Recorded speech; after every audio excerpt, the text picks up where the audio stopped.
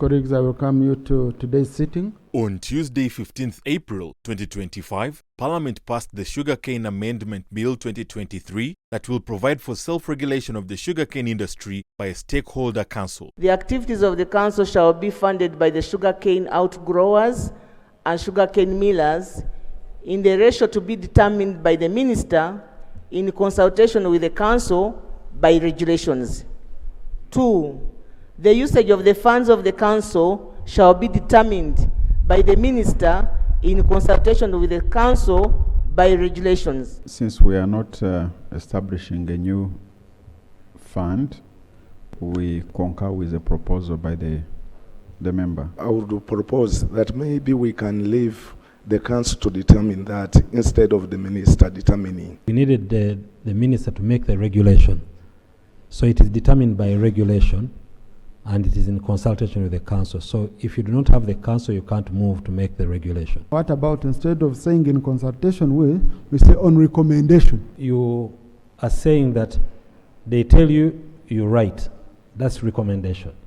Consultation is we confer, because that is why the regulation, because the moment the minister signs, he or she is responsible for the regulation. When we go with recommendation, the Attorney General will not own those regulations and the contents therein. But in consultation, he also brings in other legal considerations that speak to those regulations. Member colleagues, I put the question that clause 12 as amended stands as part of the bill. Those in favor say aye, and to the contrary nay. The ayes have it. The minimum percentage of sharing proceeds prescribed under Schedule 3 shall be 50%.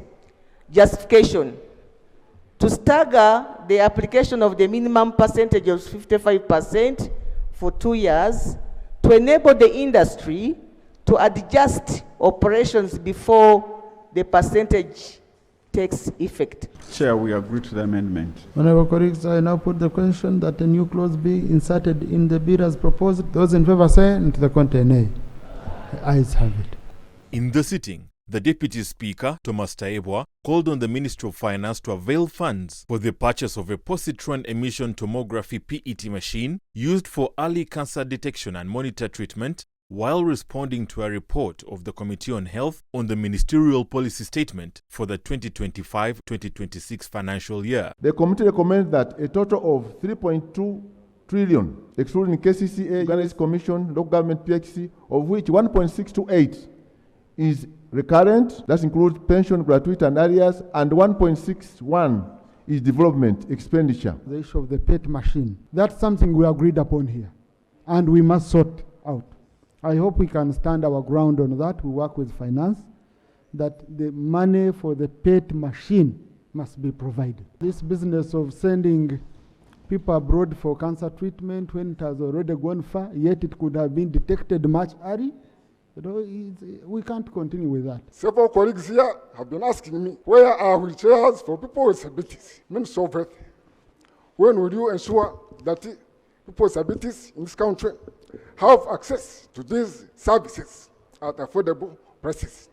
We don't have reagents at district referral hospitals, the whole country. That's why many people die, because they get tested when they are referred. It is very expensive. One patient has to pay 250. Can we have provision for this? Since we have this opportunity that we're in the budget process, let us put up mechanisms to make sure that medicine is not stolen from hospitals and medicine can be accessed by patients. Because almost everybody has cheats from doctors. You can't buy this kind of medicine, buy this so-and-so medicine. The health sector has unfunded activities nearly at 1.7 trillion. And we are at the time of budget processing. Rope and other colleagues have said this is the time where we can all come together as the members of this August House, appropriate money to the health sector. On Wednesday, 16th April 2025, legislators made pronounced calls for the construction and rehabilitation of roads across the country. The road that comes from Kampala and connects to the greater Fort Portal city is the worst road in the country. I want to ask the Minister of Finance and the Minister of Works, what are they doing for this road?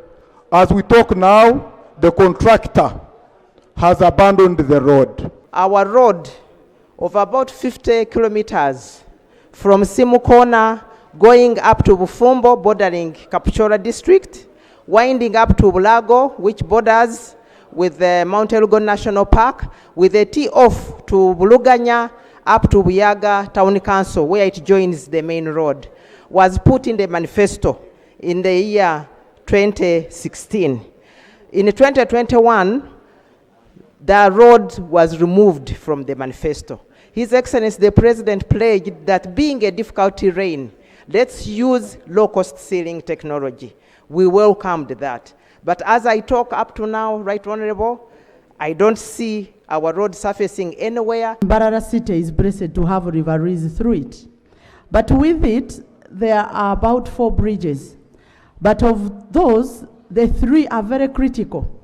We could use them for easing human transport, but as well make money.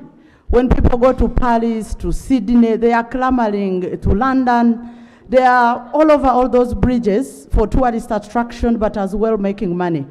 I have looked in the priority bridges mentioned. Surprisingly, Mbarara City, with Kanyeite, with Tashso, with Katete bridges, they are not there. When you look at Bugisu sub-region, and you see the terrain, yes, like for example, last year you provided 7 billion, okay, per unit, per district.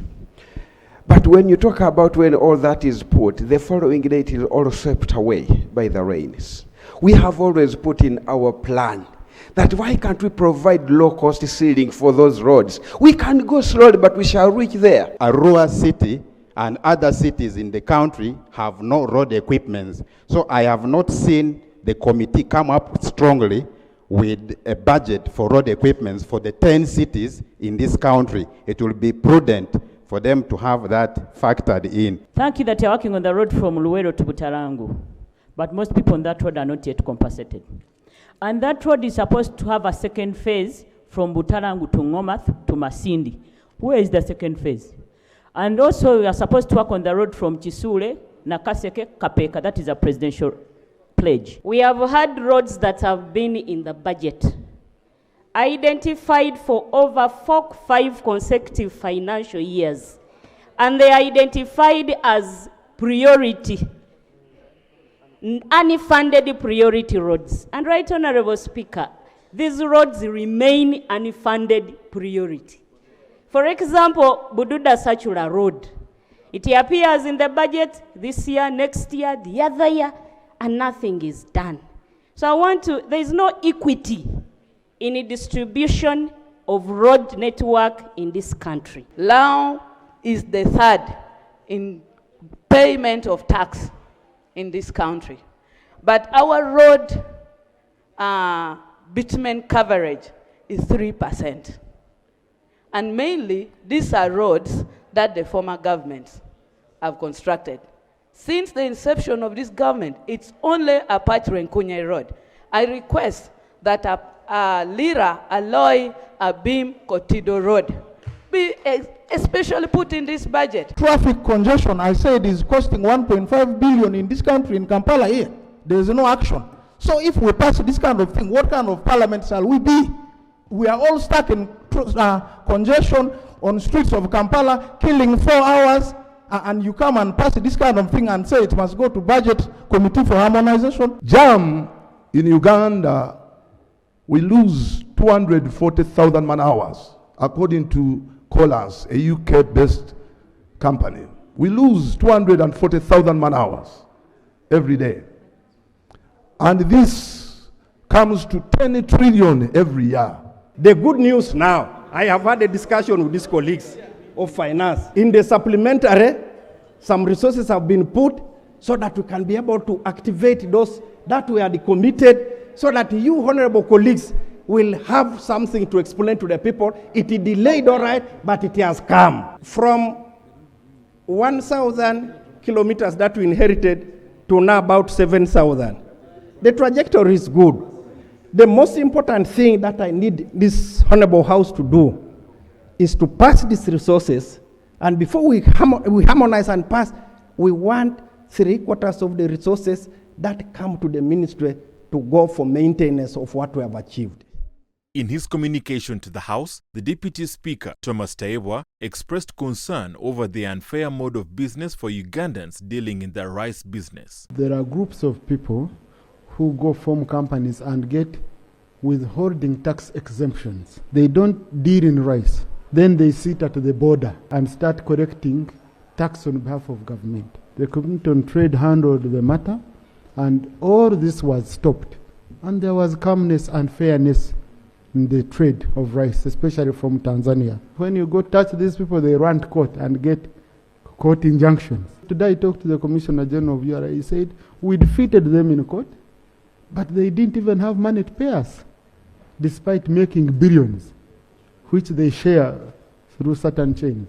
I think as a government, we must sit down and we stand our ground, and we say people shouldn't use machinations to oppress others. I'm going to refer it to the Minister for Trade. You bring together URA, you bring together Attorney General, you sit as government, you get a solution.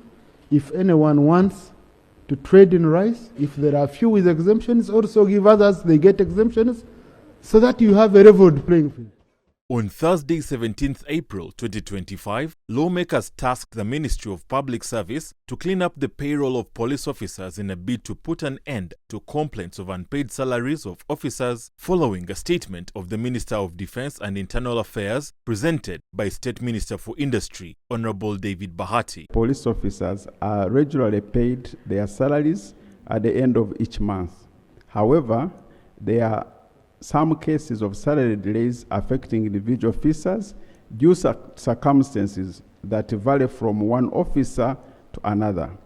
These include: 1, failure to meet validation requirements. Salaries sometimes bounce due to inconsistency between national identity card details submitted to banks and those provided to the payroll system. The third reason is deletion of deserters from the payroll. The fourth point is inconsistency in date of birth records. The fifth point, why there are delays, are salary payments on HCM and IPPS. The migration of data is still ongoing. Payments on the two systems do not run concurrently. Salaries on HCM are paid first, then the process of payment on IPPS starts. This is to avoid double payments. The two systems, however, do not cause missing salaries, but delays for those still on IPPS. He also does not state, Right Honorable Speaker, when they actually are going to conclude this system of migrating from the IPPS to the HCM system. And Right Honorable Speaker, you will note that at the end of this financial year, if you look at the audit report, we shall find unutilized salaries of police officers. It is taking too long depending on the cooperation. If there are 20,000 police officers, cannot be done in 1 month. So we request for patience.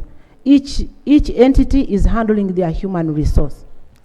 Honourable Minister, do you have like a deadline? So for people to know, within this period, I must have brought documents. If I don't, I'll be totally deleted.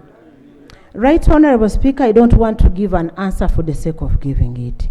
Let me go and inquire from police, because these things were, the salary issues were decentralized. So police should tell us how long it will take them to absorb their staff. I think, Right Honorable Speaker, that if the Ministry of Internal Affairs was very serious, this is a matter that can actually be resolved in 1 week.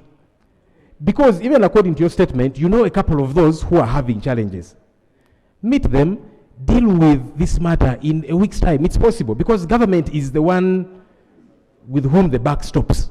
Public service, on the other hand, there's NIRA and all of that. During the sitting, the State Minister for Environment, Honorable Beatrice Anywa, gave an update on the degazettement of land occupied by Gulu University. Gulu University, while working with both Gulu City Authority and Nobert District local government, has provided alternative land in Nobert District which has been converted into freehold title in the name of Gulu University.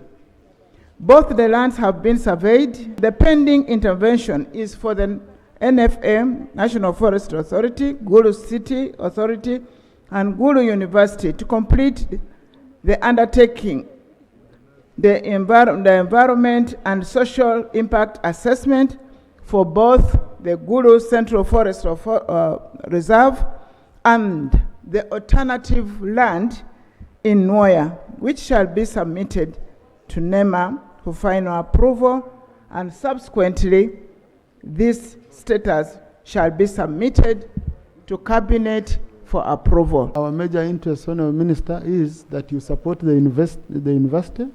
We expedite the process so that these issues can get out of the House. In the sitting, the Minister for Justice and Constitutional Affairs, Honourable Nobert Mao, presented a statement to Parliament on the amendment of the UPDF Act and the status of implementation of the recent Supreme Court decision on the military court-martial. The Uganda People's Defence Forces Amendment Bill has been drafted by the Directorate of the First Parliamentary Council and was forwarded to the Ministry of Defence and Veterans Affairs for scrutiny and comments. In the event that the Ministry of Defence and Veteran Affairs is satisfied with the contents of the bill, they will submit the bill to Cabinet for approval prior to its presentation in Parliament. The status on the number of cases received by the Office of the Director of Public Prosecutions. The Uganda Prison Authority did submit a list of 423 cases as advised by the Honorable Attorney General via a letter dated 6 February 2025 of the prisoners remanded by the courts martial. Further, we are in receipt of information that the Office of the Director of Public Prosecutions has received 45 cases from the Ministry of Defence and Veteran Affairs. The Ministry of Defence and Veteran Affairs is still preparing to submit other criminal cases to the Office of the Director of Public Prosecution as advised, and we will, at the earliest, update this August House when this is done. As the Minister does concede in this statement, files were meant to be transferred to civilian courts. There is no update on that in this statement because the update there is that the Uganda Prisons Authority did submit a list of 423 cases. But there's no update on where these files submitted to the civilian courts because that has been our question. To prosecute a case you have not investigated is a challenge, Mr. Speaker. Imagine those who investigated these cases was the army. Now the DPP has to take over these cases. It is not deliberately slow, but it has got to be thorough. Honourable Minister, you have more information in your head, but which you've not yet put on paper. So kindly go update this statement, give us more information. House adjourned, sign die.